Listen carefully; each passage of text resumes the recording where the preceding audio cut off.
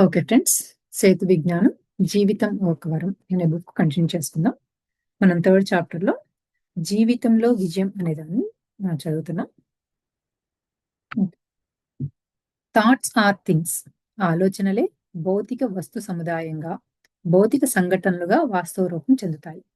మీ ఆలోచనల విద్యుదయస్కాంత శక్తి వల్ల మీరు వాంఛించినది సృష్టించబడుతుంది.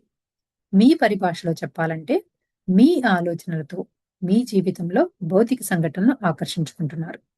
భౌతిక సంఘటనలు ఆకర్షిస్తున్నారు అనే విషయం కంటే వాటిని సృష్టిస్తున్నది మీరే అనడం యథార్థమైన వాస్తవం. సో మనం ఏదైతే ఎక్స్పీరియన్స్ చేస్తున్నామో దానిని మన థాట్స్ లో మనమే సృష్టించాము. చైతన్య శక్తి, కాన్షియస్నెస్ భౌతిక పదార్థాన్ని సృష్టిస్తుంది, కానీ భౌతిక పదార్థం చైతన్య శక్తిని సృష్టించదు. మహామూల చైతన్య శక్తి వైవిధ్యభరితమైన సృష్టిగా ఆవిర్భవిస్తుంది. మహామూల చైతన్య శక్తి నుండి ఉద్భవించిన కోటాను కోట్ల లోకాలలోని పదార్థం అక్కడ ఉంటున్న శక్తి స్థాయి మరియు ఫ్రీక్వెన్సీ స్థాయికి అనుగుణంగా ఉంటుంది.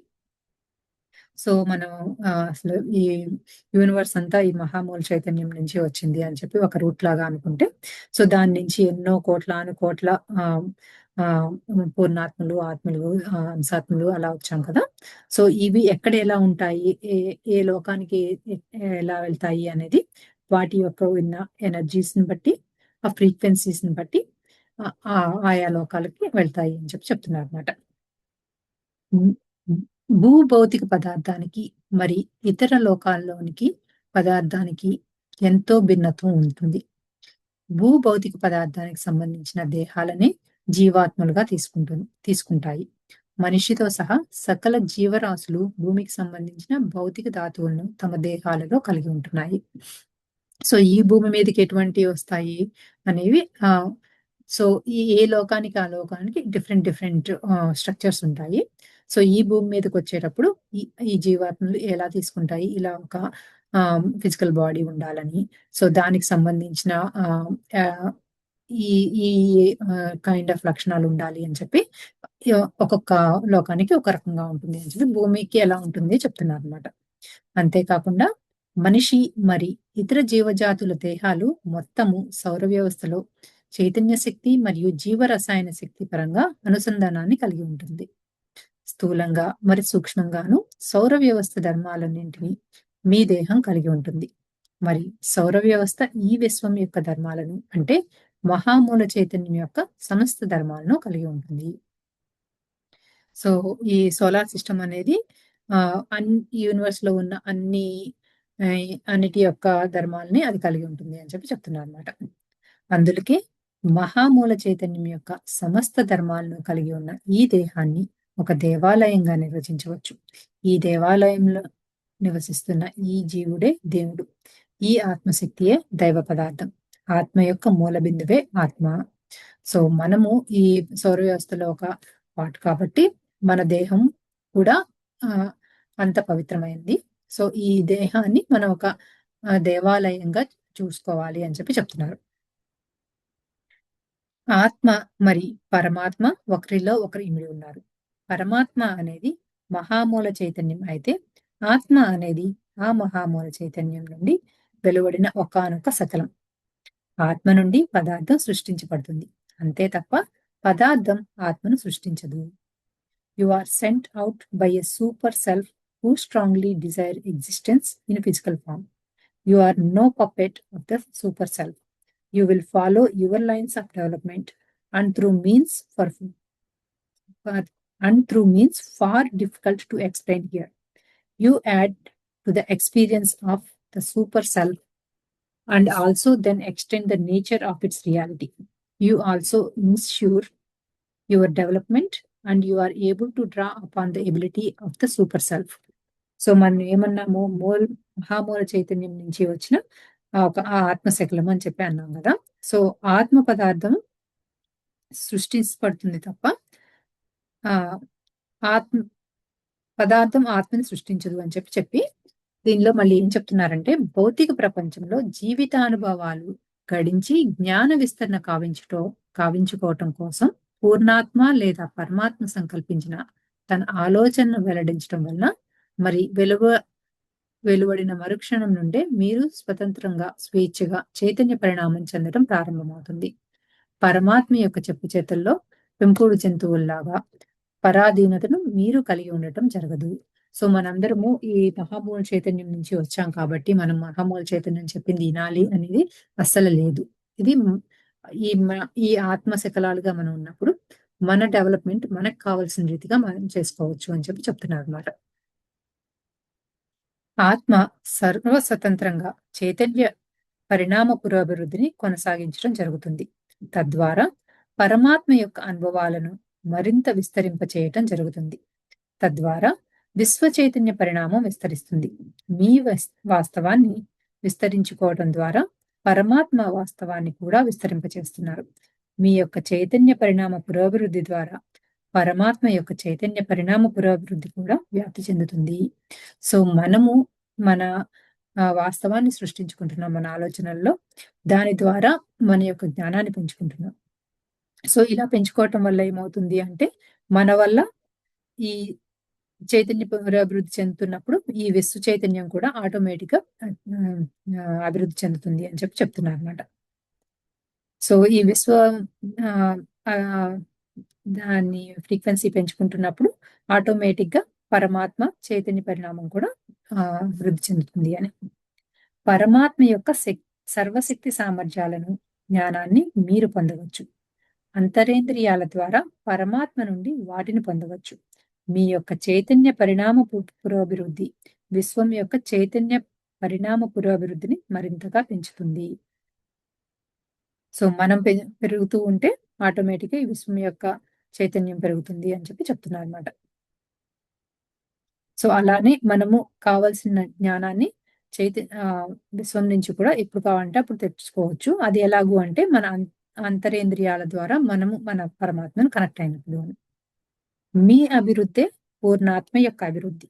మీ అభివృద్ధే విశ్వం యొక్క అభివృద్ధి. విశ్వం ఎల్లప్పుడూ చైతన్య పరిణామం చెందుతూ వ్యాకోచిస్తూనే ఉంటుంది. ఈ విశ్వంలో ఏది కూడా స్థిరంగా పరిణామం లేకుండా ఆగదు. నిరంతరం చైతన్య పరిణామం అనేది విశ్వం యొక్క ధర్మం. సో ఎప్పుడు కూడా కాన్స్టెంట్ గా ఇంప్రూవ్ అవుతూనే ఉంటుంది. ఈ మనమైనా సరే మన పూర్ణాత్మ అయినా సరే ఈ విశ్వం అయినా సరే ఎప్పుడు కాన్స్టెంట్ గా గ్రో అవ్వాల్సిందే అని చెప్తున్నారు. అట్లే ఆత్మ యొక్క నిరంతర చైతన్య పరిణామం చెందుతూ ఉంటుంది. జీవితంలో నిరంతరం మార్పులు రావాలి. చైతన్య శక్తి నిరంతరము వ్యాప్తి చెందుతూ ఉండాలి. సత్యం, ధర్మం అనేవి నిరంతరము వ్యాప్తి చెందుతూ ఉండాలి. ఆత్మలు తమ జ్ఞాన విస్తరణను, ఆధ్యాత్మిక చైతన్యాన్ని నిరంతరము వ్యాప్తి చెందించుకుంటూనే ఉండాలి. సో మనం ఎప్పుడు కూడా కాన్స్టెంట్ గా గ్రో అవుతూనే ఉండాలి. అది మన విజ్డమ్ నుంచి అలానే స్పిరిచువల్ నాలెడ్జ్ నుంచి ఎప్పుడు కూడా గ్రో అవ్వాలి అంటున్నారు. అకర్మాణత్వం అనేది ఒక జీవాత్మకు ఎప్పటికీ ఉండనే ఉండదు. ఆత్మ యొక్క అనంతతత్వం గురించి ఇతర పుస్తకాలలో మీకు తెలియచేయడం జరుగుతుంది. సో అసలు కర్మ చేయకుండా ఉండటం అనేది ఏ జీవాత్మకి అసలు జరగదు. అది ఎప్పుడు ఏదో ఒక కర్మ అనేది అందరము చేస్తూనే ఉండాలి అని. అంతర్ప్రపంచంలో కారణ్య కార్య సంబంధం ఉండదు. కాలం, దూరం అనే కాన్సెప్ట్ అతీతమైన స్థితిలో కారణ కార్య సంబంధం ఉండదు. ఆ స్థితిలో ఉన్నదంతా ఒకటే. అదే అద్వైత స్థితి అంటే వన్నెస్. ఆ స్థితిలో సమస్తము సాధ్యమే. When we step out of time and space concept, there are no causes at all. So మనం ఎప్పుడు ఏంటంటే వన్నెస్ స్థితిలోనే ఉండాలి. ఈ టైము స్పేస్ ఈ కాలంలో ఇలా చేయాలి, ఇది ఇలా అని చెప్పి ఈ కాలానికి ఈ డిస్టెన్స్ కి ఎప్పుడు కనుక మనం డిఫరెంట్ గా ఆలోచిస్తూ ఉంటే మనం ఎప్పుడు కూడా అద్వైత స్థితి అంటే వన్నెస్ లో ఉంటాము అని చెప్తున్నారు. నిత్యోత్సాహం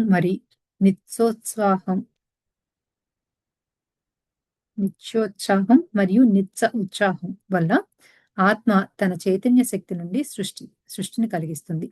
ఇది ఆత్మ యొక్క సహజ ప్రవృత్తి. ఆత్మ యొక్క ఉత్సాహం వలన సృష్టి జరుగుతుంది. మహామూల చైతన్యం యొక్క నిత్య ఉత్సాహం వలన కోటాను కోట్ల లోకాలు, వాటిపై జీవాత్మల సృష్టి జరుగుతుంది. ఇదంతా నిరంత నిరంతర చైతన్య పరిణామ వ్యాప్తి కోసం జరుగుతూ ఉంటుంది. ఆత్మ ఎప్పుడూ కూడా ఉత్సాహంగా ఉన్నప్పుడు మనకి ఈ సృష్టి అంతా జరుగుతుంది అని చెప్తున్నారనమాట. Creation is continuous. There is no separation between creation and created. The source of all life and all form is consciousness.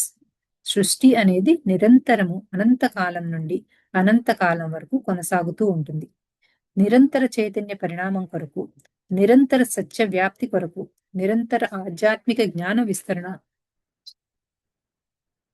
కొరకు సృష్టి కొనసాగుతూనే ఉంటుంది. సృష్టి మరి సృష్టించబడేది రెండూ ఒకటే. సృష్టి మరి సృష్టికర్త రెండూ ఒకటే. ఈ జగత్తులోని సమస్త సృష్టికి ప్రాణాధారం చైతన్య శక్తియే. ఈ చైతన్య శక్తి నుండే సమస్త సృష్టి ఉద్భవిస్తుంది. సో మనం ఈ సృష్టి సృష్టికర్త రెండు కూడా ఒకటే అని ఈ లాస్ట్ చాప్టర్ లో కూడా చెప్తూ ఉన్నారు కదా. సో ఇదంతా ఏంటి, మన కాన్షియస్ ఎనర్జీ నుంచే ఈ సృష్టి అంతా వస్తుంది అని. అనంతమూల చైతన్యం ఆల్ దట్ ఈస్ నుండి వెలువడే చైతన్య శక్తి వలనే జీవాత్మలతో పాటు ఇతర సృష్టి జరుగుతూ ఉంటుంది. మీరు ఎరుకలో ఉన్నప్పటికీ లేనప్పటికీ జీవితానుభవాలను సృష్టిస్తున్నారు. సంపూర్తి ఎరుకలో ఆలోచన తరంగాలను వెల్లడించడం ద్వారా నిర్మాణాత్మకమైన జీవితానుభవాలను సృష్టించుకోగలుగుతున్నారు. మనం ఎవేర్లో ఉన్నా ఎవేర్లో లేకపోయినా కూడా మనం ఎప్పుడు జీవితానుభవాల్ని మనం ఏదో ఒకటి సృష్టి చేస్తూనే ఉన్నాం. ఆ కళలో కానీ లేకపోతే మనకి తెలియకుండా ఆలోచనల్లో కానీ ఇప్పుడు ఆ ఏదో ఒక దాన్ని మనం సృష్టిస్తున్నాము, మేనిఫెస్ట్ చేస్తున్నాము. కానీ అదే కనుక మనం పూర్తి అవేర్నెస్ లో ఉండి మన ఆలోచనలు చక్కగా పెట్టగలిగితే, ఒక కన్స్ట్రక్టివ్ గా పెట్టగలిగితే మన ఎక్స్పీరియన్సెస్ కూడా అంత చాలా పాజిటివ్ గా ఉంటాయి అని చెప్తున్నారు. ఎరుకతో జీవించటం కోసం మీకు ఉత్సాహం మరి కుతూహలం ఉండాలి. అందుకోసం మీరు ఇచ్ఛాశక్తిని ఉపయోగించాల్సి ఉంటుంది. మీరు వాంఛించకుండా ఏది కూడా మీ జీవితంలోనికి ప్రవేశించదు.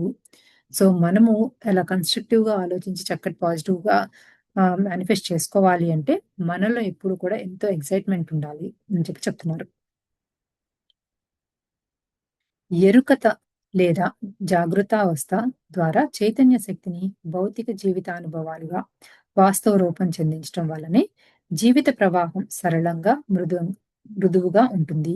సో మనం ఎప్పుడు అవేర్నెస్ లో ఉంటే మనం ఆటోమేటిక్ గా మన మేనిఫెస్టేషన్ కూడా చాలా పాజిటివ్ గా జరుగుతూ మన జీవితం చాలా హ్యాపీగా జరుగుతుంది అని చెప్తున్నారు.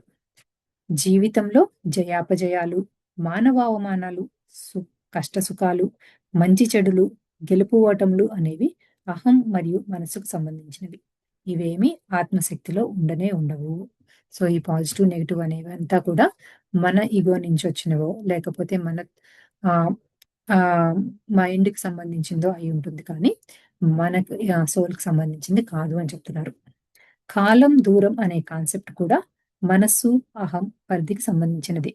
3 డైమెన్షన్ తలంలో ఇమిడి ఉంటున్న మానవ ఇంటెలిజెన్స్ భౌతిక ప్రపంచంలో సాధించే అనుభవాలను లెక్కగడుతుంది. మనస్సు మరియు అహం పరిధిలో అన్ని లెక్కించబడుతూ ఉంటాయి. సో మనం ఏదేనైనా కరెక్ట్ కాదు అని ఏదో లాజికల్ గా ఆలోచిస్తూ ఉన్నాము అంటే అక్కడ మన మైండ్ పెట్టామునో లేకపోతే మన ఈగో ప్లే చేస్తుందనో అని అర్థం అని చెప్తున్నారు అనమాట. అది హ్యూమన్ ఇంటెలిజెన్స్ కు ఈ 3 డైమెన్షనల్ ప్లేన్ లో ఉన్నాం కాబట్టి అవి వస్తూ ఉంటాయి కాబట్టి దాన్ని చెక్ చేసుకోవాలి అని. నేను ఫలానా వారి కంటే గొప్ప అని మనసు అహం పరిధిలో మీరు భావిస్తూ ఉంటారు. కానీ మీ అంతర్ప్రపంచంలో అంటే మీ దైవశక్తిలో అనంతమైన శక్తి ఉందని మీ ఎరుకలోకి వచ్చినప్పుడు ఈ భావాలు రావు. జీవాత్మలన్నింటిలోనూ దైవ పదార్థం ఇమిడి ఉంది. అన్ని జీవాత్మలు దైవ స్వరూపాలే. సో ఈ భూమి మీద ఉన్న ప్రతి జీవము కూడా దైవ స్వరూపమే. ప్రతి ఒక్కళ్ళు స్పెషలే అని చెప్పి నిన్న క్లాస్ లో కూడా అన్నారు కదా. సో అదే మళ్ళీ చెప్తున్నాను అనమాట. సో అది మనము మన హ్యూమన్ ఇంటెలిజెన్స్ తో మనము ఈగోతో ఏదన్నా నేనే గొప్ప అనే ఒక థాట్ వచ్చింది అంటే అది మన ఇన్నర్ నుంచి వచ్చింది కాదు, మన అవుటర్ ఫీలింగ్ లో ఉంది అని చెప్తున్నారు అనమాట. సో మనం కనుక అవేర్నెస్ లో ఉండి మన ఇన్నర్ తో కనెక్ట్ అయి ఉన్నప్పుడు అటువంటి ఆలోచనలు ఏమీ రావు అని. ఈ విశ్వంలోని అన్ని లోకాలలోనూ సృష్టి ఉంది. ఈ విశ్వంలోని అన్ని లోకాల సృష్టిని మహా సృష్టి అని పిలవవచ్చు. ఈ మహా సృష్టిలో ఆయా లోకాల్లోని భౌతిక ధాతువులకు అనుసంధానంగా ఉన్న దేహాలతో జీవాత్మలు జన్మలు తీసుకుంటాయి. సో ఈ యూనివర్స్ లో ఒక్క భూమే కాదు కదా, వేరే డిఫరెంట్ డైమెన్షనల్ ప్లేన్స్ కూడా ఉంటాయి కదా.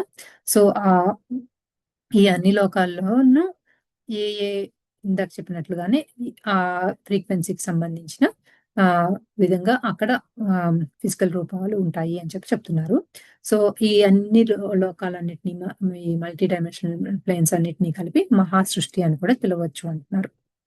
భూమికి సంబంధించిన అన్ని జీవాత్మల్లోనూ భూభౌతిక ధాతువులతో కూడిన పదార్థంతో నింపబడిన దేహ నిర్మాణం ఉంటుంది. భూమికి సంబంధించిన చైతన్య శక్తికి సంబంధించిన రేంజ్లో అన్ని జీవాత్మలు మనుగడ సాగిస్తూ చైతన్య పరిణామం చెందుతూ ఉంటాయి. ఉదాహరణకు పిల్లి జాతి యొక్క చైతన్య శక్తి ఒక పరిధిలో ఉంటే మానవ జాతి యొక్క చైతన్య శక్తి మరో పరిధిలో ఉంటూ పురోభివృద్ధి చెందుతూ ఉంటుంది.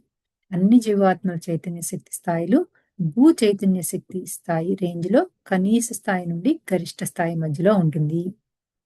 సో ఈ డిఫరెంట్ డైమెన్షన్ ప్లేన్స్ లో ప్రతి ప్లేన్ కి ఒక ఫ్రీక్వెన్సీ రేంజ్ ఉంటుంది అని చెప్తున్నారు ఎనర్జీకి. సో ఈ ఇక్కడ ఉన్న ప్రతి ఆత్మకి కూడా ఉన్న ఫ్రీక్వెన్సీ రేంజ్ ఈ భూమి యొక్క ఏ ఏ లోకంలో ఉన్నామో ఆ లోకం యొక్క ఫ్రీక్వెన్సీ రేంజ్ లోనే ఉంటాము అని. సో ఏదైనా జంతువులతో మనం మానవులను కంపేర్ చేస్తూ ఉంటే జంతువులది ఇక్కడ ఇచ్చిన ఎగ్జాంపుల్ అయితే క్యాట్. సో క్యాట్ ఒక ఫ్రీక్వెన్సీలో ఉంటే మనిషి ఇంకో ఫ్రీక్వెన్సీలో, ఈ మనిషిలో కూడా ఒక్కొక్క మనిషి ఒక్కొక్క వాళ్ళ యొక్క జ్ఞానాన్ని బట్టి ఆ ఫ్రీక్వెన్సీ రేంజ్ మళ్ళీ మారుతుంది.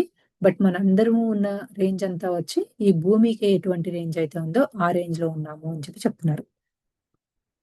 చైతన్య శక్తి పరిణామం మరి సృష్టి రెండు ఒకటే. సృష్టి కావింపబడే చైతన్య పరిణామం కోసం ఈ భౌతిక ప్రపంచంలో సృష్టించబడేవన్నీ కార్యాలైతే అంతర్ ప్రపంచంలో మీ ఆకాంక్షలు, సంకల్పాలు, లక్ష్యాలకు అనుగుణంగా మీ మనోశక్తి కలిగించే స్పందన అనేది కారణం అవుతుంది. సో మనం ఇక్కడ ఏదైతే సృష్టి చూస్తున్నామో అది ఎఫెక్ట్ అయితే దాని కాజ్ ఏంటి అంటే మన ఆలోచన అని చెప్తున్నారు. అంతర్ ప్రపంచంలో కారణం కాజ్ ఉంటుంది. బాహ్య ప్రపంచంలో కార్యం అంటే ఎఫెక్ట్ ఉంటుంది. అంతర్ ప్రపంచంలో చర్య యాక్షన్ ఉంటే భౌతిక ప్రపంచంలో ప్రతిచర్య రియాక్షన్ ఉంటుంది. సో మన ఇన్నర్ లో కాజ్ ఉంటుంది, ఫిజికల్ వరల్డ్ లోనేమో ఎఫెక్ట్ ఉంటుంది. అలానే మన ఇన్నర్ లో ఒక యాక్షన్ ఉంటే దాని రియాక్షన్ మనకి ఫిజికల్ ప్లేన్ లో కనిపిస్తుంది అని.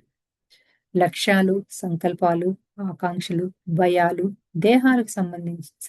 సందేహాలకు సంబంధించిన ఆలోచనలు బాహ్య భౌతిక ప్రపంచంలో జీవిత అనుభవాలుగా సృష్టించబడతాయి. అంతర్ ప్రపంచంలో అంటే మీ ఆత్మశక్తిలో చైతన్య శక్తి వల్లనే ఈ సృష్టి మరి పరిణామం సంభవిస్తూ ఉన్నాయి. నిరంతర నదీ ప్రవాహం, నిరంతర భూభ్రమణం, నిరంతర సూర్య ప్రకాశం వలె మీ జీవితం కూడా నిరంతరము ముందుకు పురోగమిస్తూ చైతన్య పరిణామం చెందుతూ ఉంటుంది. ఆ పరిణామాన్ని వేగవంతం చేయడమా లేదా మందగమనంగా కొనసాగించడమా అనేది మీ యొక్క సంకల్ప శక్తి మరి నిత్యోత్సాహం మీద ఆధారపడి ఉంటుంది. సో మనందరము కూడా ఏదో కాన్స్టెంట్ గా అభివృద్ధి గ్రోత్ లో ఉంటూనే ఉంటాం. మన ఎనర్జీ లెవెల్స్ ని, మన జ్ఞానాన్ని పెంచుకుంటూనే ఉంటాము. కానీ అది ఎంత ఫాస్ట్ గా పెంచుకుంటున్నామా, చాలా స్లోగా పెంచుకుంటున్నామా అనేది మన ఎగ్జైట్మెంట్, మన సంకల్ప స్థితి, మనం ఏవైతే గోల్స్ పెట్టుకుంటున్నామో దాని మీద ఉంటుంది.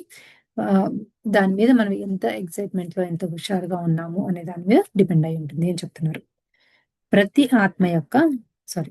ఆత్మ కూడా తనను తానే పరిణామం చెందించుకోవాలను, తనను తానే ఉద్ధరించుకోవాలను. సో సో ఇంతకు ముందు కూడా చెప్పారు కదా. సో మనల్ని ఎవరు ఉద్ధరించరు, మనల్ని మనమే ఉద్ధరించుకోవాలి అని. Once life is a continuous gift and its continuity from one moment to moment is sustained by God within, not by the ego or mind. జీవితం అనేది అనునిత్యము మీకు ఇవ్వబడుతున్న గొప్ప కానుక. మీలోని ఆ దైవ పదార్థం ఈ జీవితాన్ని నిత్య నూతనంగా అనుక్షణము సంరక్షిస్తూ ఉంటుంది. అహము మరియు మనసు అనేవి జీవితాన్ని నిత్యోత్సాహంలో ఉంచలేవు. జీవితాన్ని ప్రవహింపచేసేది అహం మరియు మనసు కాదు. సో మనకి ఈ జీవితం, ఈ జన్మ అనేది ఒక పెద్ద గిఫ్ట్ అని చెప్తున్నారు అనమాట. సో ఈ జీవితాన్ని ఎప్పుడు ఆనందంగా ఉంచేది మనలో ఉన్న దైవ పదార్థం. సో, అక్కడ అంతేకాని మనలో ఉన్న అహంకారం కానీ, మన హ్యూమన్ ఇంటెలిజెన్స్ మాత్రం కాదు అని చెప్పి చెప్తున్నారనమాట. సో, మనం ఎంత హుషారుగా ఉన్నాము, చక్కగా చేస్తున్నాము అంటే, మన ఇన్నర్‌లో ఉన్న మన దైవ పదార్థమే అని. అహం మరియు మనసు 2 ఒకటే.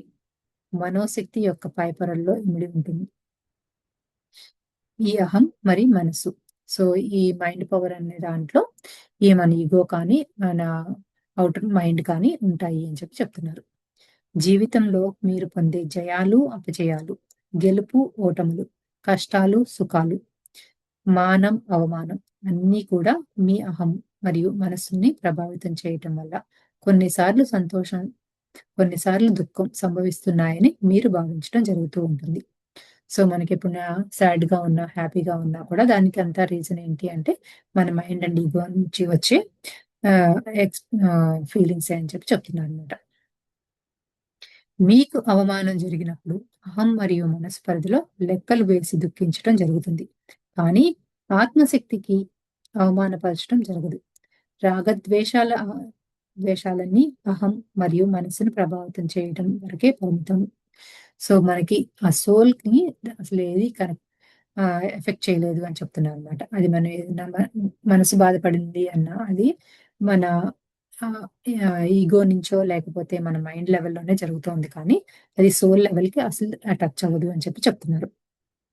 రాగద్వేషాలన్నీ అహానికి, మనసుకి ప్రభావితం చేయటం వరకే పరిమితము. సో, మనకి ఎటువంటి భావోద్వేగాలొచ్చినా కూడా ఎస్పెషల్లీ అవి నెగెటివ్ థాట్స్ అయితే కనుక యాక్చువల్లీ అది పాజిటివ్ అయినా, నెగెటివ్ అయినా కూడా అవి మెయిన్‌లీ అది ఇగో కానీ, మైండ్‌కి కానీ రిలేటెడే అని చెప్తున్నారు. అహం అనేది గెలుపు, ఓటములను జయం, అపజయాలను 3 డైమెన్షనల్ ఇంటెలిజెన్స్ యొక్క తర్కం అంటే లాజిక్ మరి విశ్లేషణ అనాలిసిస్‌లో బేరీజు వేస్తూ ఉంటుంది. సో, మనం లాజికల్ మైండ్ కానీ, అనలిటికల్ మైండ్ కానీ ఎక్కడి నుంచి వచ్చింది అంటే మన ఇగో నుంచే వచ్చింది అని చెప్తున్నారు. సో, ఆ ఇగో వల్లే మనం దాన్ని ఆహ్, విన్ ఆర్ లూజ్ అనో లేకపోతే ఆహ్, తప్పు, ఒప్పు అని చెప్పి అలా ఆహ్, ఒక రకంగా లాజిక్ వాడుతున్నాము, అనలైజ్ చేస్తున్నాము అని చెప్తున్నారు. అహం వల్ల సంతోషం కలుగుతుంది కానీ, ఆనందం కలగదు. ఆనందం అనేది అంతర్ప్రపంచం నుండి పెల్లుబుకుతుంది. సో, ఈ ఇగో వల్ల అదేమన్నా ఇగో సాటిస్ఫై అయినప్పుడో, లేకపోతే మనం ఏవైతే అనుకుంటున్నామో అది పాజిటివ్‌గా జరిగినప్పుడు మనకు సంతోషమొస్తుంది. ఆ సంతోషం వేరు, ఆనందం వేరు అని చెప్పి చెప్తున్నారు. సో, ఆనందం అనేది మన లోపల సోల్ ఫీల్ అయ్యేదాన్ని ఆనందం. ఎంతో మన ఇంట్యూషన్స్ ఒస్తాయి. అది అంటే మనకి దానికి లాజిక్‌కి ఏమి ఆహ్, అందదు కదా! ఎందుకు అలా ఆలోచించాము, ఎందుకు ఆ నిమిషం అలా చేయాలనిపించింది అనేది మన అనలిటికల్ స్కిల్స్‌కి కానీ, మన హ్యూమన్ మైండ్‌కి కానీ అందదు. అలానే ఈ ఆనందం అనేది కూడా మన సోల్ లెవెల్‌లోనే ఉంటుంది. అది ఈ లాజికల్ మైండ్‌కి కానీ, మన ఇగోకి కానీ ఆహ్, ఆహ్, నుంచి కానీ వస్తున్నది కాదు అని చెప్తున్నారు. జీవితంలో విజయం అనేది మానవ ఇంటెలిజెన్స్ పరిధిలో పరిగణించబడుతుంది. ఈ విజయం అహం మరియు మనసుని సంతోషపరచగలదు. సో, మనం ఏదైనా ఆహ్, విన్ అయినప్పుడు అది అహానికి సంబంధించింది. అక్కడి నుంచే హ్యాపీనెస్ వస్తుంది అని చెప్తున్నారు. జ్ఞాన విస్తరణ, నాలెడ్జ్ ఎక్స్‌పాన్షన్, ఆధ్యాత్మిక పురోగతి, చైతన్య పరిణామం, ఎవల్యూషన్ ఆఫ్ కాన్షియస్‌నెస్ అనేవి శాశ్వతమైన విజయాలుగా పరిగణించబడుతున్నాయి. ఆనందం వాటి ద్వారా మాత్రమే సంతృప్తిస్తుంది. సో, మనకున్న జ్ఞానాన్ని ఆహ్, ఎక్స్‌పాండ్ చేసుకోవటం వల్ల కానీ, మన కాన్షియస్‌నెస్‌ని పెంచుకుంటం కానీ, ఎవాల్వ్ చేసుకోవటం వల్ల కానీ, మనం స్పిరిచ్యువల్‌గా గ్రో అవుతూ ఉంటాం కానీ, అప్పుడు మనకి నిజమైన ఆనందం వస్తుంది అంటున్నారు. భౌతిక జీవితంలోని విజయాలను కూడా విస్మరించడానికి వీలు లేదు. అవి అహం మరియు మనసును సంతృప్తి పరచగలిచిన ఆహ్, సంతృప్తి పరచగలిగినప్పటికీ అనేక జీవిత అనుభవాలను పొందటం ద్వారా ఆధ్యాత్మిక జ్ఞానం విస్తరిస్తూ ఉంటుంది. సో, అలా అని చెప్పి మనం భౌతికంగా మనం ఆహ్, ఏమైతే గోల్స్ పెట్టుకున్నామో అవన్నీ వాటికి కావాల్సినట్లుగా ఆహ్, ఫుల్‌ఫిల్ చేసుకోకూడదా అంటే లేదు. వాటికి కూడా అంతే ఇంపార్టెన్స్ ఇవ్వాలి అని చెప్తున్నారు. సో, ఎందుకు అంటే మన ఇగోకి, మైండ్‌కి ఏదైతే మనం సాటిస్ఫై చేస్తున్నామో దాని ద్వారా మనం చాలా ఎక్స్‌పీరియన్సెస్ వస్తున్నాయి మన లైఫ్‌లో. ఆ ఎక్స్‌పీరియన్సెస్ ద్వారా మనం స్పిరిచ్యువల్‌గా గ్రో అవుతున్నాము అని. ప్రతి జీవిత అనుభవము ఆధ్యాత్మిక పాఠాలను మరి జ్ఞానాన్ని మోసుకొస్తూనే ఉంటుంది. అది పాజిటివ్‌గా వచ్చిన ఎక్స్‌పీరియన్స్ అయినా, నెగెటివ్‌గా వచ్చిన ఎక్స్‌పీరియన్స్ అయినా ఏదైనా సరే మన యొక్క నాలెడ్జ్‌ని ఎక్స్‌పాండ్ చేసుకోవటం కోసమే, మన విజ్డమ్‌ని పెంచుకోవటం కోసమే అని చెప్తున్నారు. మనిషికి ప్రాపంచిక జీవితం మరియు ఆధ్యాత్మిక జీవితం 2 సమపాళల్లో ఉండాలి. జ్ఞానాన్ని ఆచరణలో పెట్టడం ద్వారా ఆధ్యాత్మికత మరింత పురోభివృద్ధి చెందుతూ ఉంటుంది. సో, మనకు ఫిజికల్ లైఫ్ వేరు, స్పిరిచ్యువల్ లైఫ్ వేరు అని కాకుండా అవి రెండిటిని కూడా ఈక్వల్‌గా బ్యాలెన్స్ చేసుకుంటూ ఉండాలి. సో, మనం ఏదైతే స్పిరిచ్యువల్‌గా నేర్చుకుంటున్నామో దాన్ని మనము ఫిజికల్ వరల్డ్‌లో ప్రాక్టీస్‌లో పెట్టాలి అని చెప్తున్నారు. Life is permanent today. జీవితం అనేది నిత్య నూతనంగా, శాశ్వతమైన ఆనందంతో ఈ క్షణంలోనే, ఈ రోజే ప్రకాశిస్తూ ఉంటుంది. ఈ క్షణంలో మీరు పొందుతున్న ఆనందమే శాశ్వతమైన ఆనందం. ఈ క్షణంలోని మీ జీవితం శాశ్వత తత్వాన్ని కలిగి ఉంటుంది. సో, ఎప్పుడో రేపు బావుంటుంది అనో, లేకపోతే ఇంతకుముందు జరిగింది అనో, పాస్ట్‌లోనో, ఫ్యూచర్‌లోనే ఉండొద్దు. ఈ క్షణంలో ఇప్పుడు ఏదైతే జరుగుతుందో ఆ క్షణమే మనకి ఆనందాన్ని కలిగిస్తుంది అని చెప్తున్నారు. ఈ క్షణంలోని మీ జీవితం శాశ్వత తత్వాన్ని కలిగి ఉంటుంది. సో, ఇప్పుడు ఏదైతే ఉంటున్నామో అదే ఆహ్, క ఎప్పుడు కూడా ఆహ్, అంటే ఆహ్, ఎప్పటికీ ఉంటుంది అని చెప్తున్నారనమాట. జీవితానికి భూత, భవిష్యత్, వర్తమాన కాలాలు అనేవి ఉండవు. ఈ క్షణంలోని ఈ జీవితం దైవత్వాన్ని కలిగి ఉంటుంది. సో, ప్రస్తుత క్షణంలో మన ఇన్నర్‌తో కనెక్ట్ అయ్యి ఉండాలి అని చెప్తున్నానన్నమాట.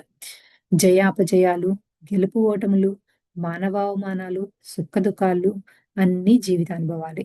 చావు పుట్టుక కూడా జీవితానుభవాలే. ఆత్మ యొక్క మహాప్రయాణంలో కోటాను కోట్ల జన్మలలో ప్రతి జన్మకు పుట్టుక మరియు చావు ఉంటుంది. మరణం తర్వాత మళ్ళీ జీవితం కొనసాగుతుంది. సో, ఈ మనం ఎక్స్‌పీరియన్స్ చేసే ఆహ్, తప్పొప్పులు, విన్నింగు, లాసే కాదు. ఈ డెత్ అండ్ బర్త్ కూడా మన జీవితానుభవాలే. ఎందుకు అంటే ఈ సోల్ అనేది ఒక జీవితానికి, ఒక జన్మకి సంబంధించింది కాదు కాబట్టి, ఇవన్నీ కూడా మన సోల్ ఎక్స్‌పీరియన్సెస్‌లో పార్ట్ అని చెప్తున్నారనమాట. సో, ఒకసారి మరణం తర్వాత మళ్ళీ కొత్త జీవనం సాగుతుంది కదా! మళ్ళీ కొత్త ఎక్స్‌పీరియన్సెస్ స్టార్ట్ అవుతాయి అని. జయం సంతోషాన్ని, అపజయం దుఃఖాన్ని కలిగిస్తున్నట్లుగా మీ అహం మరియు మనసు పరిధిలో భావించటం జరుగుతుంది. కానీ అంతర్ప్రపంచంలో సంతోషం కానీ, దుఃఖం కానీ ఉండవు. అక్కడ కేవలం ఆనందం మాత్రమే ఉంటుంది. అది శాశ్వతమైనది. సో, మనం బ్రహ్మానందం అని ఇందాక అనుకుంటూ ఉన్నాం కదా! సో, అసలు బయట ఎటువంటి ఎక్స్‌పీరియన్సెస్ ఉన్నా కూడా ఆ ఆనందం ఎప్పుడూ ఆనందంగానే ఉంటుంది. ఎప్పుడు బాధ అనేది ఉండదు అని చెప్తున్నారు. సుఖం సంతోషం, దుఃఖం, అవమానం, గౌరవం అనేవి మనసుకు మరియు అహం వల్ల ఏర్పడే భ్రాంతి, ఇల్యూషన్ వల్ల భావించడం జరుగుతుంది. ఇదంతా కూడా మన మైండ్ లెవెల్‌లో ఉన్న ఇల్యూషన్ అని చెప్తున్నానన్నమాట. ఈ బాధ, ఆనందం అనేవి. సారీ, బాధ, సుఖము, సంతోషం, దుఃఖం, అవమానం, గౌరవం అనేవి ఆహ్, మైండ్ లెవెల్‌లో ఉన్నవి. ఆనందం అనేది సోల్ లెవెల్‌లో ఉన్నది. అంతర్బోధన అంటే ఇంట్యూషన్ నుండి గైడెన్స్ పొందుటకు ఒక అభ్యాసాన్ని ఇక్కడ సాధన చేద్దామని చెప్తున్నారు. సో, ఇక్కడ ఫ్యూ స్టెప్స్ చెప్పారు. అవి చూద్దాం. సుఖాసనంలో హాయిగా కూర్చొని 2 చేతులు కలిపి కళ్ళు మూసుకోండి. కళ్ళు మూసుకోండి. 4, 5 సార్లు దీర్ఘంగా శ్వాసను తీసుకుంటూ నెమ్మదిగా వదలండి. ఆ తర్వాత సాధారణ ఉచ్ఛ్వాస, నిశ్వాసాలను గమనించండి. సో, మెడిటేషన్‌లో కూర్చొని ఒక ఫ్యూ డీప్ బ్రెత్స్ తీసుకొని మామూలుగా రెగ్యులర్ ఆహ్, బ్రీతింగ్ చేయమంటున్నారు. మీ అంతర్శక్తి నుండి గైడెన్స్ వస్తుందనే ప్రగాఢమైన విశ్వాసంతో ఉండండి. మీరు ఎంచుకున్న లక్ష్యము లేదా సంకల్పం గురించి సరియైన గైడెన్స్ కోసం మీలోని దైవత్వాన్ని ప్రార్థించండి. ఈ విశ్వం అన్ని వేళల్లోనూ మీకు సహాయ సహకారాలు అందించడానికి సిద్ధంగా ఉంది. సో, మనము మెడిటేషన్‌లో కూర్చున్నప్పుడు మనకి ఎటువంటి గైడెన్స్ కావాలో అటువంటి గైడెన్స్ అంతా మనం ఏదైతే గోల్స్ పెట్టుకున్నామో అది ఫుల్‌ఫిల్ చేసుకోవడానికి కావాల్సిన గైడెన్స్ అంతా వస్తుంది అని మనం చక్కని బిలీఫ్‌తో ఉండాలి అని చెప్తున్నారు. ఇప్పుడు ఊహాశక్తితో మీరు ఎంచుకున్న లక్ష్యము లేదా సంకల్పం నెరవేరుతున్నట్లుగా దాని గురించి ఫీలింగ్స్ అండ్ ఎమోషన్స్‌తో భావన చెందుతూ కలలు కనండి. అలా కొంత సమయం తర్వాత అలా ఎదురు చూస్తూ ఉండండి. సో, మనకది ఏదైతే కావాలనుకుంటున్నామో అది జరిగిపోయినట్లుగా మనం ఫీలింగ్ అండ్ ఎమోషన్స్‌తో విజువలైజ్ చేసుకుంటున్నారు ఇంతకుముందు చెప్పినట్లే. అలా ఎదురు చూస్తున్నప్పుడు మీ అంతరంగంలో ఏర్పడిన ఐడియాలను, మరి చిత్రాలను గమనిస్తూ ఉండండి. సో, అలా అయిపోయినట్టు ఊహించుకొని అలా వెయిట్ చేయమన్నారనమాట. అలా వెయిట్ చేస్తున్నప్పుడు మన నుంచి ఏవో కొన్ని విజువలైజేషన్ పిక్చర్స్ వస్తూ ఉంటాయి. వాటిని అబ్జర్వ్ చేయమంటున్నారు. వాటి ద్వారా మీ లక్ష్యానికి, సంకల్పానికి సంబంధించిన సందేశాలు లభిస్తాయి. మనకెలా గైడెన్స్ వస్తుంది అంటే, మనం మెడిటేషన్‌లో ఉన్నప్పుడు కూడా మన వి పిక్చరైజేషన్‌లో ఏదైనా విజన్స్‌లో కానీ మనకి గైడెన్స్ రావచ్చు అంటున్నారనమాట.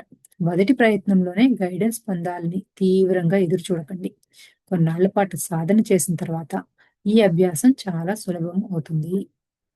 సో, ఫస్ట్ టైమే మెడిటేషన్ చేసినప్పుడు నాకు ఏమీ గైడెన్స్ రాలేదు, నాకేం విజన్స్ రాలేదు అని కంగారు పడొద్దు. అది ప్రాక్టీస్ చేస్తూ ఉంటే వస్తుంది అని చెప్తున్నానన్నమాట. ఈ అంతర్శక్తి నుండి వచ్చే గైడెన్స్ మిమ్మల్ని సరియైన మార్గంలో నడిపిస్తూ ఉంటుంది. మీ ఇంటెలిజెన్స్ మరియు అహం వల్ల పొందే తర్కం అంటే లాజిక్ మరియు విశ్లేషణ అనాలిసిస్ మిమ్మల్ని తప్పుదోవ పట్టించవచ్చు కానీ అంతర్బోధన మిమ్మల్ని సరియైన మార్గంలోనే నడిపిస్తుంది. సో మన ఇంట్యూషన్ నుంచి వచ్చే గైడెన్స్ ఎప్పుడూ కూడా మనల్ని తప్పుగా దారి చూపించదు అని చెప్తున్నారు అనమాట. మన లాజికల్ మైండ్‌తోనో అనలిటికల్ గానో ఆలోచించినప్పుడు మనము వేసే అడుగు కరెక్ట్ అవ్వచ్చు, అవ్వకపోవచ్చు. కానీ మన ఇంట్యూషన్స్‌తో వచ్చే గైడెన్స్ ద్వారా వేసే ప్రతి అడుగు కూడా కరెక్ట్ డైరెక్షన్‌లో వెళ్తుంది అని చెప్తున్నారు. ఇక్కడ ఒక నోట్ ఇచ్చారు. ఈ ఎక్సర్‌సైజ్‌ని ఇతర గ్రంథం నుండి తీసుకోవటం జరిగింది. ఈ వర్తమానంలోనే గైడెన్స్ వస్తుందనే నమ్మకంతో ఉండండి. ఈ ప్రకృతి మీకు సహాయ సహకారాన్ని అందించడానికి సిద్ధంగా ఉంది. ఎప్పుడూ కూడా ఈ క్షణంలో ఉంటూ మనకి గైడెన్స్ వస్తుంది యూనివర్స్ నుంచి అనేది చక్కని అటువంటి నమ్మకంతో ఉంటే ఆటోమేటిక్‌గా నేచర్ మనకు కావాల్సినవన్నీ ఇస్తుంది అని. జీవిత మార్గంలో ఎన్నెన్నో సందిగ్ధ అవస్థలను ఎదురవుతూ ఉంటాయి. అవి మిమ్మల్ని మరింతగా చైతన్య పరిణామం ఎదురు చూస్తూ చెందించేందుకోసం ఎదురవుతూ ఉంటాయి. వాటిని సృష్టించుకుంటుంది కూడా మీరేనన్న విషయం గుర్తుంచుకోవాలి.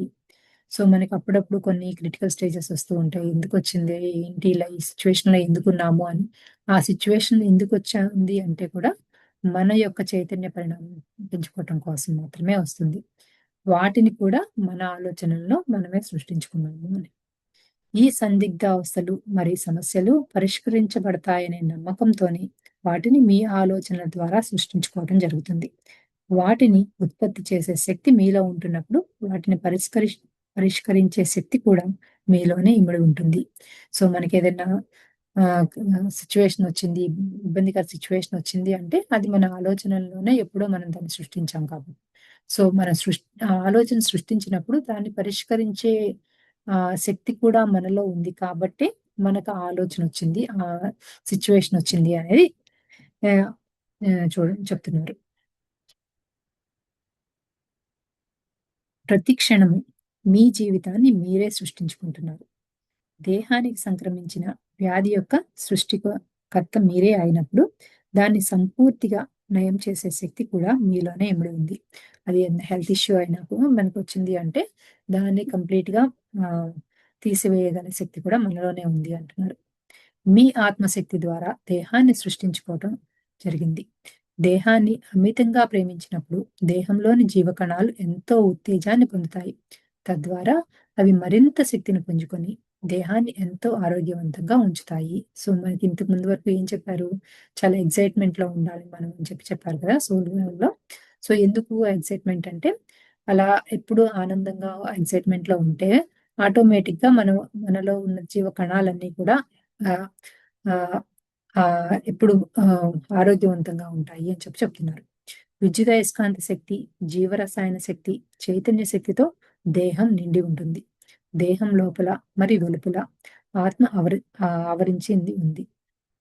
మహిమాన్వితమైన దేహం యొక్క ఆత్మ యొక్క వాహనంగా విరాజిల్లుతూ భౌతిక ప్రపంచంలో చైతన్య పరిణామం చెందటానికి ఒక మాధ్యమంగా ఉంటుంది. దేహంలోని దైవ పదార్థం దైవ పదార్థం ఇమిడి ఉంది. సో, మనం ఈ ఫిజికల్ బాడీ అనేది ఎందుకుంది? సో, మనం ఈ ఎక్స్‌పీరియన్సెస్ అన్నీ చెంది తీసుకొని మనలో ఉన్న దైవత్వాన్ని, మనలో ఉన్న చైతన్యాన్ని పెంచుకోవటం కోసం కదా. సో ఈ దేహంలోనే మన బ్రహ్మ పదార్థము లేదా దైవ పదార్థం కాన్షియస్నెస్ ఉంది అని చెప్పి చెప్తున్నారు అనమాట. వ్యాధులు లేదా రోగాలు అనేవి దేహానికి సంక్రమించడానికి మూల కారణం మీరు వినాశకర రీతిలో ఆలోచన దృక్పథం కలిగి ఉండటమే. జంతు హింస లేదా ఇతర రకాల హింస, పగ, ద్వేషం, ప్రతీకారం, ఆందోళన, అసహనం ఇంకా ఇతర నెగటివ్ గుణాలు దేహంలోని జీవ రసాయనాలను ప్రభావితం చేయటం వలన వ్యాధులు సంక్రమిస్తాయి. మనకి ఏదైనా హెల్త్ ప్రాబ్లం వచ్చింది అంటే మనలో ఏదో నెగటివ్ థాట్స్ ఉన్నాయి అని చెప్పి చెప్తున్నారు. వ్యాధి పుట్టుక మనోమయ కోశంలో జరిగి ఆ తర్వాత అన్నమయ కోశంలోనికి ప్రవేశిస్తుంది. వ్యాధి నివారణ అనేది మనోమయ కోశంలో జరగాలి. పాజిటివ్ ఆలోచనల ద్వారా మరి ఊహాశక్తి ద్వారా వ్యాధి నయమవుతున్నట్లుగా కలలు కనడం ద్వారా మనోమయ కోశంలో వ్యాధి నయం కావటం జరుగుతుంది. మనోమయ కోశంలో వ్యాధి నయం అవుతున్నట్లయితే అన్నమయ కోశంలో వ్యాధి మటుమాయం అవుతుంది. సో మన మెంటల్ బాడీలో కనుక ఫస్ట్ మన ఆలోచనలు ఎక్కువ ఉంటే నెగటివ్ ఆలోచనలు ఉంటే ఆటోమేటిక్గా ఫిజికల్ బాడీలో అది హెల్త్ ప్రాబ్లమ్గా వస్తుంది.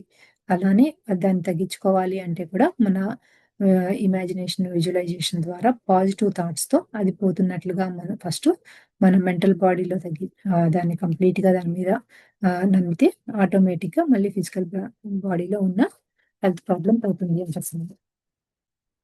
భూమి మీద మానవ జాతి 7 దేహాలను కలిగి ఉంటుంది. అది అన్నమయ కోసం అంటే ఫిజికల్ బాడీ, ప్రాణమయ కోసం ఎథరిక్ బాడీ, మనోమయ కోసం మెంటల్ బాడీ, విజ్ఞానమయ కోసం క్యాజువల్ బాడీ, ఆనందమయ కోసం సూప్రా క్యాజువల్ బాడీ, విశ్వమయ కోసం కాస్మిక్ బాడీ, నిర్వాణ నిర్వాణమయ కోసం అంటే నిర్వాణిక్ బాడీ. ఈ 7 శరీరాలు విశ్వశక్తితో నిండినప్పుడు మాత్రమే మనిషి పరిపూర్ణ ఆరోగ్యవంతుడని పిలవచ్చు. వ్యాధి నివారణ లేదా వ్యాధిని నయం చేయడం అనేది మనోమయ కోశంలో జరగాలి. మనిషికి చైతన్య శక్తి స్థాయిని పెంచడం ద్వారా మనోమయ కోశంలో వ్యాధిని నయం చేయడం వేగవంతం అవుతుంది. సో మెంటల్ బాడీలో ముందు మన కాన్షియస్నెస్ని పెంచుకుంటూ ఉంటే ఫస్ట్ మన హెల్త్ ప్రాబ్లం అక్కడ తగ్గుతూ ఉంటుంది. ఆ తర్వాత ఆటోమేటిక్గా మిగిలిన అన్ని బాడీస్లోనూ హెల్త్ ప్రాబ్లం పోతుంది అని చెప్తున్నారు. ఊహాశక్తి మరియు నమ్మక వ్యవస్థ మరియు జ్ఞానం అనేవి మనోమయ కోశంలో అంటే అది కూడా మెంటల్ బాడీలోనే వ్యాధిని నయం చేయటంలో కీలక పాత్ర వహిస్తాయి. ధ్యానం ద్వారా అపారమైన విశ్వశక్తిని చైతన్య శక్తి రూపంలో 7 శరీరాల్లోనికి సంగ్రహించడం జరుగుతుంది. సో మనం ఈ మెడిటేషన్ చేయటం వల్ల ఏమవుతుంది, ఈ కాస్మిక్ ఎనర్జీ మన బాడీలోనికి ఎంతో చక్కగా వస్తుంది అని చెప్తున్నారు. ధ్యానం ద్వారా సంగ్రహించబడిన విశ్వశక్తి మనోమయ కోసం అనే మాధ్యమం ద్వారా జీవరసాయనిక శక్తి మరియు విద్యుదయస్కాంత శక్తిగా రూపాంతరం చెందుతుంది. ఈ ప్రక్రియను ప్రస్తుతం ఉన్న వైద్య శాస్త్రం పసిగట్టగల స్థితిలో లేదు. ఈ మనోమయ కోశం నుండి అన్నమయ కోశంలోనికి జీవరసాయన శక్తి మరియు విద్యుదయస్కాంత శక్తి రూపాంతరం చెందే క్రమంలో అనూహ్యమైన రీతిలో జీవ రసాయనాలు అంటే ఎంజైమ్స్ అండ్ హార్మోన్లు విడుదలయ్యి దేహానికి సంక్రమించిన వ్యాధిని నయం చేయటం జరుగుతుంది. సో ముందు మన మెంటల్ బాడీలో అంది మన ఇమాజినేషన్తోనూ మన బిలీఫ్స్తోనూ మన మెడిటేషన్తోనూ అది ముందు కాస్మిక్ ఎనర్జీని పెంచుకుంటూ చేయాలి అని చెప్పారు కదా. అది మరి ఫిజికల్ బాడీకి ఎలా వస్తుంది అంటే మన మన కెమికల్ రియాక్షన్ మన బాడీలో ఉంది.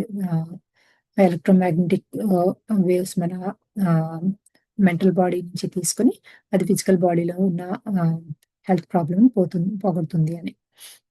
ధ్యానం మానవ జాతికి ఒక గొప్ప వరం. ధ్యానం సర్వరోగ నివారణి, ధ్యానం సకల భోగకారిణి. ధ్యానం ద్వారా మనిషి యొక్క చైతన్య శక్తి అపారంగా విస్తరిస్తుంది. ఆధ్యాత్మిక గ్రంథ పఠనం అందరికీ సాధ్యం కాకపోవచ్చు, కానీ ధ్యానం అనేది అందరికీ సాధ్యమే. పండిత పామరులందరికీ కూడా ధ్యానం అత్యంత ఆవశ్యకతం. సో మనం బుక్ రీడింగ్ అనేది చదువు రాని వాళ్ళకు కుదరకపోవచ్చేమో, కానీ మెడిటేషన్ అనేది అందరికీ సాధ్యమైనదే, అందరూ చేయవలసిందే అని చెప్పి చెప్తున్నారు అనమాట. ధ్యానం చేయలేనంతటి దరిద్రుడు ఎవరు ఈ భూమి మీద పుట్టడం జరగదు. మనిషి చైతన్య శక్తిని అత్యధికంగా సమృద్ధపరుచుకునే అతి సులువైన మార్గం ధ్యానం. ధ్యానం ద్వారా మనోశక్తి అంటే మైండ్ పవర్ అపారంగా విస్తరిస్తుంది. మైండ్ ఫ్యాకల్టీ అభివృద్ధి చెందుతాయి. ఉన్నతమైన మానవ గుణాలు అలవడతాయి. మానవ జాతికి చైతన్య శక్తి పురోగతి చెందడానికి అతి సులువైన, సరళమైన మార్గం ధ్యానం మరియు ఆధ్యాత్మిక గ్రంథ పఠనం. సో, మనము ఎనర్జీ లెవెల్స్ పెంచుకోవటానికి చాలా ఈజీ మెథడ్ ఏంటి అంటే మెడిటేషన్, స్పిరిచువల్ బుక్ రీడింగ్ అని చెప్తున్నాను అనమాట. ఈ భూమి మీద ఏ ఒక్కళ్ళు కూడా ధ్యానం చేయటానికి అనర్హులు కాదు. అందరికీ కూడా చాలా ఈజీగా మెడిటేషన్ చేయొచ్చు అని చెప్తున్నారు. ధ్యానం ద్వారా విశ్వశక్తి మనోశక్తిగా రూపాంతరం చెందుతుంది. చైతన్య శక్తి ఎంత మేర విస్తారంగా ఉంటుందో అంత మేర మనోశక్తి విస్తారంగా ఉంటుంది. సో, మనము యూనివర్సల్ ఎనర్జీని మన మైండ్ మెంటల్ బాడీకి తీసుకుని దాని ద్వారా మన మైండ్ పవర్‌ని పెంచుకోవచ్చు మనం. ఈ చైతన్య శక్తిని పెంచుకుంటూ ఉంటే ఆటోమేటిక్‌గా మనోశక్తి కూడా పెరుగుతూ ఉంటుంది అని చెప్తున్నారు. ధ్యానంలో ఉండటం, ధ్యానం చేయటం అనేవి మనిషి యొక్క సహజ ప్రవృత్తి. ధ్యానం చేయకపోవటం అనేది అసహజ ప్రవృత్తి. మానవ జాతి జ్ఞానాన్ని సాధన చేయకపోవటమే పెద్ద పాపం. ధ్యానం ద్వారా అఖండమైన మనోశక్తి సంప్రాప్తిస్తుంది.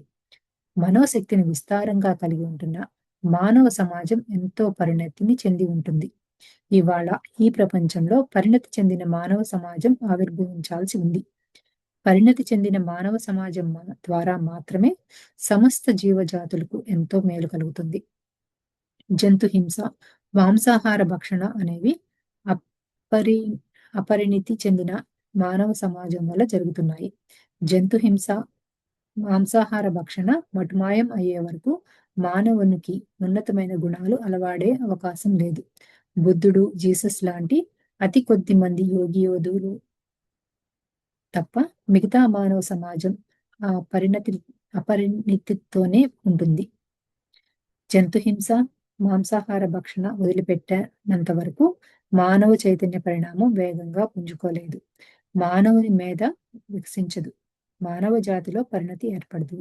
సో, మనము నాన్ జంతు హింస చేస్తున్నంత సేపు కానీ, నాన్ వెజ్ తింటున్నప్పుడు కానీ మనలో ఉన్న జ్ఞానము, విజ్డము ఫాస్ట్‌గా పెరగదు అని చెప్తున్నారనమాట. భుజించబడే ఆహారం సూక్ష్మ రూపంలోనికి ప్రాణశక్తిగా రూపాంతరం చెందుతుంది. ఆ ప్రాణశక్తి మనోశక్తిని, గుణాలను ప్రభావితం చేస్తుంది. ఎందుకు అంటే మనం తినే ఆహారం మన యొక్క థాట్స్‌లో చాలా ఎక్కువగా ఇంపాక్ట్ ఉంటుంది అని. హింస వలన సంప్రాప్తించిన ఆహారం హింసాత్మక గుణాలనే ఉత్పత్తి చేస్తుంది. మానవుడికి జంతు హింస మరి మాంసాహార భక్షణ ఉంటున్నంత కాలం చైతన్య పరిణామము మరియు ఉన్నత మానవ గుణాలు వేగవంతంగా వృద్ధి చెందవు. మరి మానవ సమాజంలో మార్పు తీసుకొని వచ్చి మానవ చైతన్య పరిణామాన్ని వేగవంతం చేయటం ఎలా సాధ్యమవుతుంది? తక్షణమే జంతు హింసను, మాంసాహార భక్షణను వదిలేయండి. సో, మనం ఫాస్ట్‌గా ఆత్మ పరిణామం చెందాలి అంటే నాన్ వెజిటేరియన్ మానేయాలి అని చెప్తున్నారనమాట. సమీప భవిష్యత్తులో జంతు హింస మరి మాంసాహార భక్షణ అనేవి మటుమాయం కానున్నాయి. మానవ జాతి చైతన్య పరిణామం వేగవంతం కానున్నది. చాలా ఉన్నతమైన మానవ సమాజం ఆవిర్భవించనున్నది. మానవులందరూ శాంతి, ప్రేమ, ఆనందం, ఆరోగ్యం, ఐశ్వర్యాలను పొందుతున్నారు. దివి భూమి మీద ఆవిష్కరించబడుతుంది. చాలా కొన్ని రోజుల్లోనే మనం నాన్ వెజ్ తింటము, జంతు హింస అనేది చాలా ఫాస్ట్‌గా మానేస్తాము. దాని ద్వారా ఆటోమేటిక్‌గా చాలా లవ్ అండ్ పీస్‌తో చాలా ఆనందంగా, హెల్తీగా ఉంటాము అని చెప్తున్నారు. ధ్యానాన్ని, ఆధ్యాత్మిక గ్రంథ పఠనాన్ని, సజ్జన సాంగత్యాన్ని ఆశ్రయించండి. మానవులందరూ శాంతి, ప్రేమ, ఆనందం, జ్ఞానం, ఆరోగ్యం మరి ఐశ్వర్యాలతో జీవిత ప్రవాహాన్ని కొనసాగిస్తున్నంత వేగంగా చైతన్య పరిణామం చెందుదురుగాక. సో, మన జీవితం ఎంత ఫాస్ట్‌గా వెళ్తుందో అంత ఫాస్ట్‌గా మనందరిలో కూడా ప్రేమ, ఆనందం, జ్ఞానం అన్నీ కూడా పెరగాలి అని చెప్పి ఈ చాప్టర్ ఫినిష్ చేశారు. సో, నెక్స్ట్ చాప్టర్ రేపు స్టార్ట్ చేద్దాం. Thank you friends.